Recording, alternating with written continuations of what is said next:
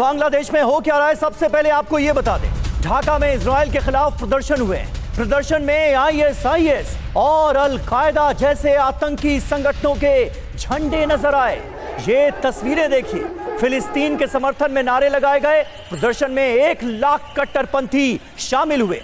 Israel के विरोध में, फिलिस्तीन के समर्थन में प्रदर्शन तो आम बात है, लेकिन जिस तरह से बांग्लादेश में कट्टरपंथी इस विरोध प्रदर्शन में शामिल हुए हैं, जिस तरह से आतंकी संगठनों के झंडे लहराए गए हैं, उसने सबको हैरान कर दिया है। वीडियो सोशल मीडिया पर वायरल हो रहा है। ढाका में हो रहे इस प्रदर्शन में जमकर नारेबाजी की गई है, पोस्टरबाजी हुई है, आईसिस और अल कायदा के झंडे नजर आए।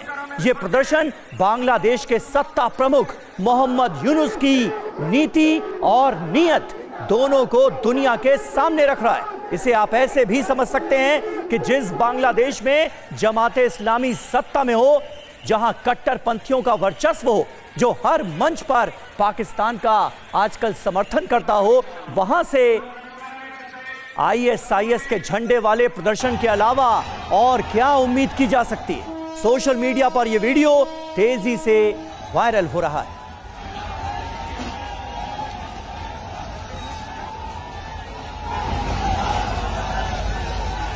जी हां, तो यूनुस सरकार में आतंक का कैसे बोलबाला नजर आ रहा है, ये आप देखिए। 5 बड़े दावे आपके सामने। ढाका के प्रदर्शन में आईएसआईएस के झंडे दिखे हैं। अल कायदा के झंडे के साथ कुछ लोग नारेबाजी करते हुए नजर आए।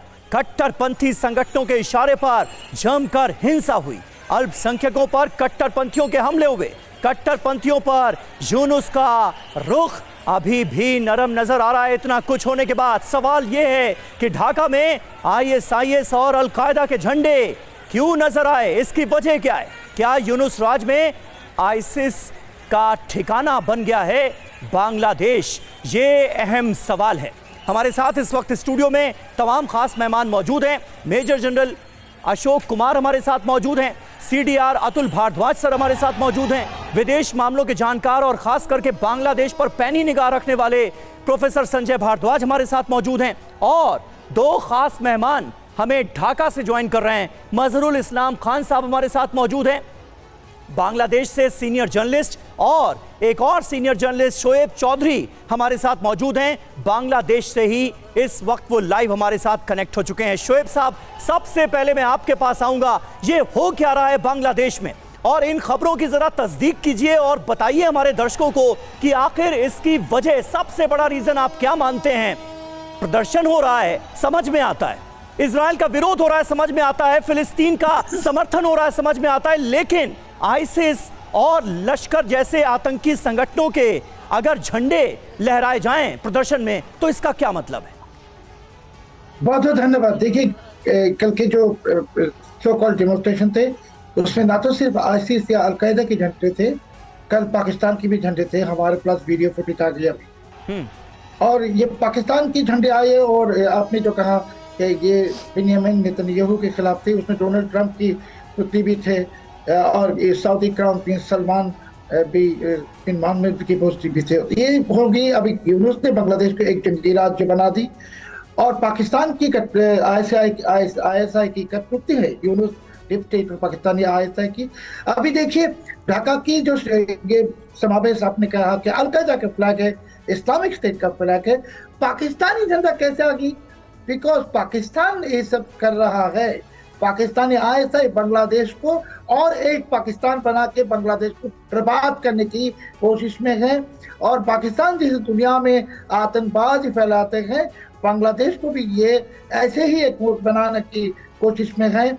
ये बांग्लादेश को देके पूरे रीजन को नहीं। शोएब साहब, सवाल ये है कि सरकार की मंशा क्या है? सरकार क्या चाहती है कि इस तरह के आतंकी संगठन बांग्लादेश की जमीन पर पनपे? क्या इतने बड़े प्रोटेस्ट के बाद, जिसमें आतंकी संगठनों के लोग शामिल थे, कोई एक्शन, कोई कार्रवाई हुई है उन लोगों के खिलाफ जो झंडे लहरा रहे थे खुलेआम आईसिस और अल कायदा के? देखिए, ये कोई सरकार है नहीं, ये जिहादी एक शाही है। यूनुस खुद इलीगल है, यूनुस बांग्लादेशी भी नहीं है।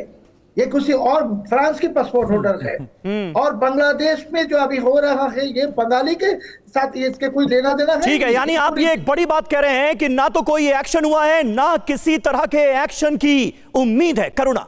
बिल्कुल, और देखिए दर्शकों को यह भी बताना चाहेंगे क्योंकि जो हो रहा है इस पर हमारे साथ खुद जब शोएब उन्होंने बताया कि जो हो रहा है वो सरासर गलत है। अब आपको बताते हैं कि ढाका में हुए इस प्रदर्शन में कौन से कट्टरपंथी संगठनों का समर्थन था। तो ढाका में जो प्रोटेस्ट हुआ, कट्टरपंथियों का समर्थन, जानकारी आपके सामने। जमात इस्लामी बांग्लादेश की कट्टरपंथी पार्टी है, हिंदुओं पर लगातार इसने हमले करवाए और जमात इस्लामी और इसकी जो स्टूडेंट विंग है उसका एक बहुत बड़ा रोल रहा अगस्त में, जिस तरह से वहां से सत्ता से बेदखल कर दिया गया शेख हसीना को, ये आप जानते हैं। 1971 में पार्टी पर इस पर प्रतिबंध लग गया था। हिफाजते इस्लाम की अगर बात करें तो इसका भी इन्वॉल्वमेंट है वहां पर। बांग्लादेश का यह कट्टरपंथी संगठन है और काफी एक्टिव है मोहम्मद यूनुस की सरकार में। संगठन के निशाने पर लगातार अल्पसंख्यक है, खास तौर पर जो हिंदू हैं। बड़ी बात क्या है, ढाका प्रदर्शन में 3 और संगठनों का समर्थन था। बीएनपी, जी हां, खालिदा जिया की party BNP, national citizen party, Amar Bangladesh party का जो समर्थन है वो भी मिला हुआ था। तो ये सब कुछ बांग्लादेश में होता हुआ नजर आ रहा है और साफ तौर पर लग रहा है कि बांग्लादेश की सरकार के जो मेन एडवाइजर है मोहम्मद यूनुस, उनके हाथ से या तो उनके हाथ से सब कुछ निकल गया या फिर जानबूझकर ये हालात वहां पर पैदा किए जा रहे हैं। अशोक कुमार सर, आप कैसे देखते हैं इन तस्वीरों को? और मैं अशोक कुमार सर आपके पास आऊंगा, लेकिन मजरूल इस्लाम खान जो मुझे जानकारी दी जा रही है बांग्लादेश से इस वक्त हमारे साथ जुड़े हुए हैं। मजरूल साहब, ये हो क्यों रहा है? क्योंकि ऐसी तस्वीरें जब तक वहां पर शेख हसीना बतौर प्रधानमंत्री थी तब तो नजर नहीं आई, लेकिन अगस्त के बाद से लगातार ये हो रहा है। और अब तो हालात ये हो गए कि वहां पर आईएसआईएस के झंडे नजर आ रहे हैं, अलकायदा के झंडे नजर आ रहे हैं, पाकिस्तान के झंडे नजर आ रहे हैं। देखिए, 5 अगस्त के बाद पॉलिटिकल जो चेंजेस आए वहां पर जो इस्लामिक माइंडेड जो पॉलिटिकल पार्टीज है उनकी एक्टिविटी बढ़ गई। आपको पता होगा कि इससे भी पहले अवामी लीग गवर्नमेंट की जब रीजन पर आईएसआईएस का एक अड्डा का पता चला, उधर रेड चलाया था हमारा law enforcement department. Several were dead by that time. अब देखिए, जो बांग्लादेश ऐसे एक मुल्क है जहां अगर इस तरह के एक्सट्रीमिस्ट ग्रुप लाइक आईएसआईएस और हरकतुल जिहाद बांग्लादेश और such extremist group try to rise up, आम जो पब्लिक है they will not allow that. आप बता रहे हैं कि 1 लाख से भी ज्यादा कुछ तो पीपल का मॉब का प्रोटेस्ट हुआ। मगर अब देखिए 18 करोड़ का आबादी है बांग्लादेश पे, उधर 1 लाख, वेरी स्मॉल अमाउंट। ये भी आपको सोचना चाहिए। आप बांग्लादेश की सोशल मीडिया पे जाकर देखिए इन लोगों को जो एक्टिविस्ट है कितने आदमी उधर सपोर्ट कर रहे हैं।